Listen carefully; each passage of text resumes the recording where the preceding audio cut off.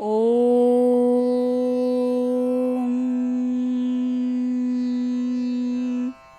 सुप्रभात। मैं हूँ काव्या केएसबी आपके साथ शिव पार्वती विवाह कथा में आगे की कथा सुनते हैं। तदंतर वे स्त्रियां उन लोक कल्याणकारी दंपत्ति को साथ ले परम दिव्य वास भवन कौतुकागार में गईं और वहाँ भी प्रसन्नता पूर्वक लोकाचार का संपादन किया।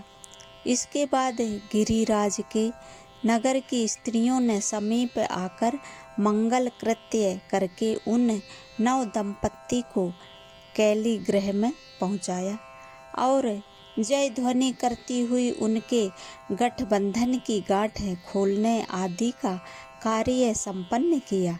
उस समय उन नूतन दंपत्ति को देखने के लिए 16 दिव्य नारियां बड़े आदर के साथ शीघ्रता पूर्वक वहां आईं।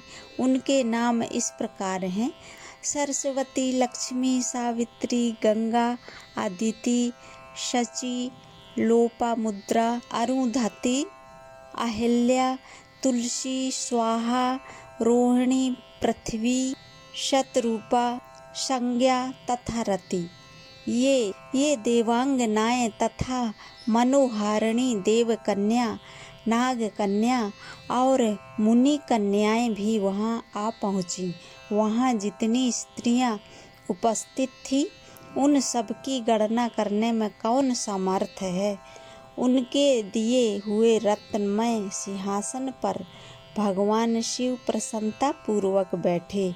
उस समय उन्होंने शिव से नाना प्रकार की विनोदपूर्ण बातें कहीं।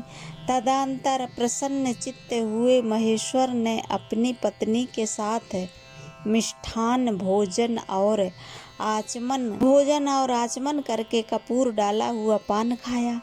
इसी अवसर पर अनुकूल समय जान प्रसन्न हुई रति ने दीन वत्सल भगवान शंकर से कहा, भगवान पार्वती का पाणी ग्रहण करके अपने अत्यंत दुर्लभ सौभाग्य प्राप्त किया है। बताइए, मेरे प्राणनाथ को जो सर्वथा स्वार्थ रहित थे आपने क्यों भस्म कर डाला।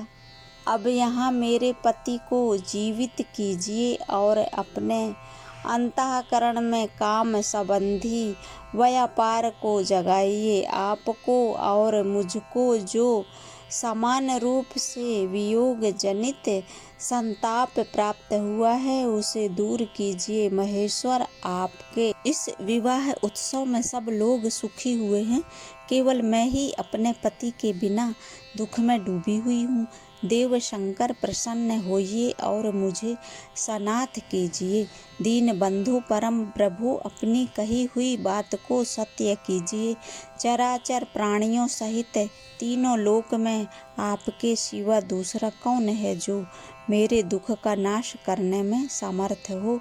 ऐसा जानकर आप मुझ पर दया कीजिए। दीनों पर दया करने वाले नाथ, सबको आनंद प्रदान करने वाले, अपने इस विवाह उत्सव में मुझे भी उत्सव संपन्न बनाइए। मेरे प्राणनाथ के जीवित होने पर ही अपनी प्रिया पार्वती के साथ आपका सुंदर विहार परिपूर्ण होगा, इसमें संशय नहीं है। सर्वेश्वर, आप सब कुछ करने में समर्थ हैं, क्योंकि आप ही परमेश्वर हैं।